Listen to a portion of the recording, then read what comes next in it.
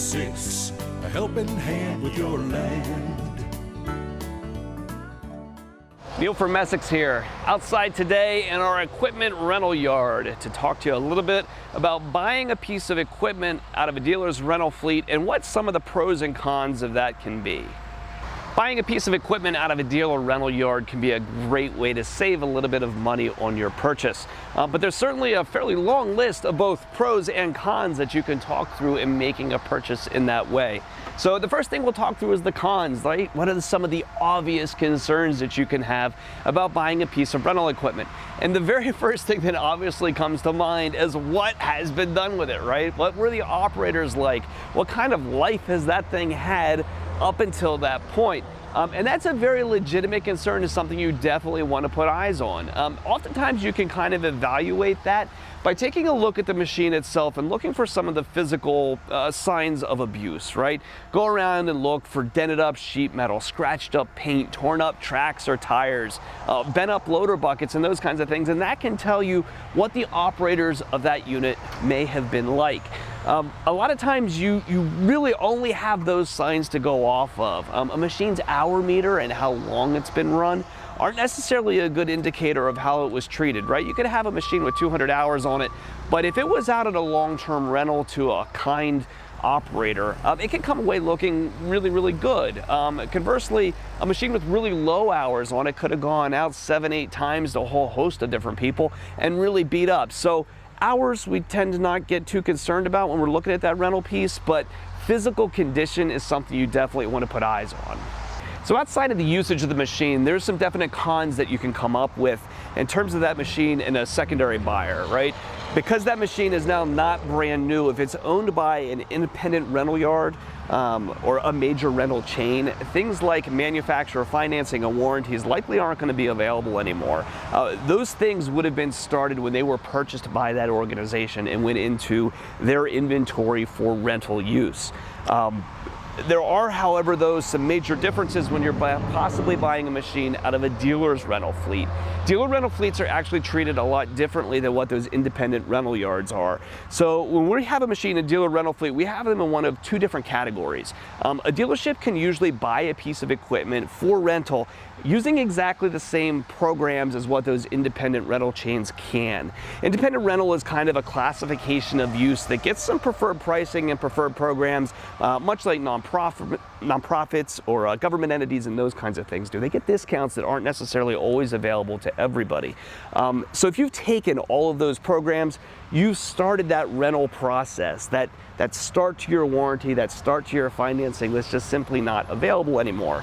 However, dealer rental fleets can also have another category of machines where they're still treated as brand new inventory. Just like a complete fresh unit sitting on your lot, a rental machine in a dealer rental fleet can often be sold with exactly the same fresh manufacturer's warranty and the same fresh subsidized manufacturer financing that's available on a brand new machine. So you always want to clarify, if you're buying a machine from a dealer rental fleet, which bucket does it fall into? You often might be able to pick that up on your own by looking at the pricing of that unit. So that process of starting the warranty and starting the financing usually results in a significant discount. So those machines are usually a lot less expensive than a more expensive machine that's going to have them available to you. So looking at the pricing of the unit there, if you see a $10,000 discount, it's very likely those things aren't available anymore. But if you see a $3,000, $4,000 discount on a machine with a handful of hours, there's a very good chance that they are. So we've got some definite cons to buying that rental unit, right? You can be concerned about what happened to it or what kind of financing and warranty things may be available. But there's some obvious pros as well, right? The first and foremost being the price, right? More often than not, when you're buying a piece of rental equipment, you're buying late model, taken care of equipment, right? I mean, you can make a good assumption that a dealership or an independent rental yard probably has mechanics that are taking care of that piece of equipment because the health of that machine is important to them. And one of the major things that you can remember remember about that is that 50-hour service. A lot of people aren't really prepared for the fact that when you buy a brand new piece of equipment, there's a really early service interval almost every machine. And that's there because you're changing that break-in interval, right? When a machine is brand new, you might get initial wear and that kind of stuff that happens very, very quickly on those brand new components. And so the first service interval comes surprisingly quickly. It's also surprisingly involved. So most 50-hour services are going to ask for you to drop all the fluids out of the machine, the hydraulics, the engine oil, replace all the filters, and you can get into several $100s in order to do that. It can be a surprisingly expensive service.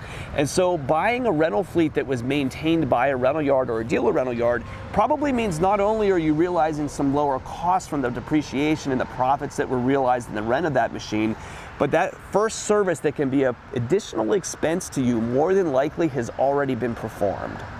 So personally, I see a lot of really good deals come out of our rental fleet. You know, a lot of times we're using these programs where we can offer subsidized 0% financing, manufacturer warranties, and offer customers really nice, sub 200-hour equipment that can save them a good chunk of money. It's definitely a place worth looking for a deal. There are, however, though, a couple of pieces of equipment that I would tell you to be cautious when buying out of a rental situation. And a lot of times those are mostly some kind of ground engaging or working implements, because you can really pick up some things that might have a lot of wear and tear on them. Rototillers is probably one of the very first things that I would go to. I question sometimes why we even rent these things, because it seems the people that do rent them really seem to do a number on them pretty frequently. So if you're looking to buy a rental rototiller, for instance, I'd be really careful. Brooms are another thing that we rent a lot of that you're probably okay buying on the secondary market, but I would be a little careful in what you're exactly buying. For us, we are often renting brooms for snow rental. And when they go out for snow rental, they're being used to sweep sidewalks and roads and that kind of thing, usually around hospitals or retirement communities and those kinds of things where they have to get every bit of snow possible off of those surfaces because they got vulnerable people walking on them. Good things to consider, because while they're only out for a short period of time, but an inexperienced operator running a broom can wear the brushes out really, really quickly. So if somebody takes that thing, buries it into the ground, and runs it really trying to get everything off of that sidewalk, they can wear the bristles down very, very quickly. And replacing one of those brushes can be really expensive. So do put eyes if you're looking at a rental broom. I've got 4 out here I'd sell you. Make sure the brushes are in good condition and measure those bristles versus the length of a brand new one, and make sure you've got good health and good life left there. Another place that you want to be careful would be on auger bits. We don't tend to turn these very often. Sometimes it's the off sizes that we do. But this is one of those things, again, because it's ground engaged, it can take some wear and tear. If you look down here on the teeth, you'll see that our 18-incher here has been used quite a bit, and these teeth are really worn off. May not be a big deal. You only got a couple of holes to drill and you want to save some money on a bit. Hey man, I'd sell you the one out of rental, but you want to figure into the cost of that, maybe going across and replacing some of these teeth so that they're good and sharp and the thing bites when you want it to dig. If we keep going across here, hammers are definitely another maintenance and wear item, and then something that people that are inexperienced can do some significant damage to as well. So really good rental piece for us. They go out a lot because it's an expensive item that it's hard to justify ownership of for small operators, but definitely you want to talk through your service department and have them pull the records on these hammers. If they're dry fired, damage can be done to them, and they're hard pieces in order to service and maintain. It takes a lot of expense in order to keep them up. So you definitely want to put eyes and make sure the work was put into taking care of the piece before you buy it. So that's a little bit about the pieces that we have out here in our rental yard. If you're looking for a deal, it is always worth asking. Like I said, with about 80 major pieces of rental equipment, plus a lot of attachments and those kinds of things, we often have deals to offer. And if you need a piece of equipment and you're thinking you'll like it for a couple of months out, by all means, kind of drop a bug in our ear and we'll kind of keep an eye out there for something. Maybe we could tell you something that we know is going to become available here after a couple of rents or so. So you're going through that buying process and you could use a piece of equipment, give us a call at Messick's. We're available at 800-222-3373 or online at Messick's.com.